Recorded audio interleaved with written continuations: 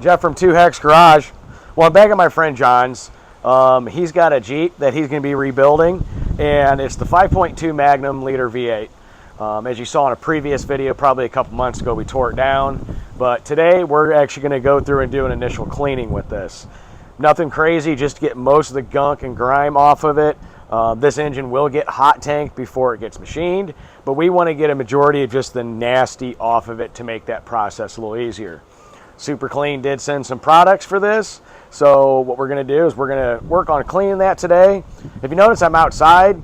It's a lot easier to somewhat do this outside, even though it is a little bit windy today. The weather's not that great, but some of the stuff with the fumes or the spray everywhere, this isn't really that bad on fumes, but when you're starting to spray it, it'll splatter all over. So that's a tip on that too.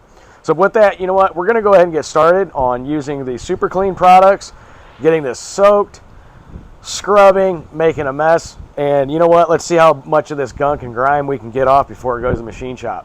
See ya.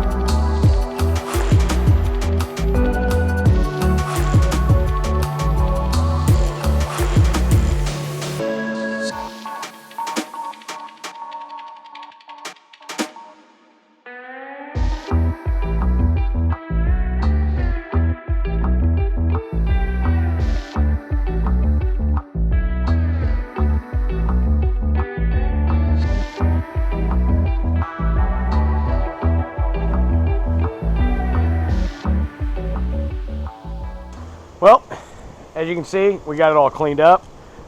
We used scrub brush and super clean. Let it soak, scrub, let it soak, scrub. John got in there and sprayed. Same thing here.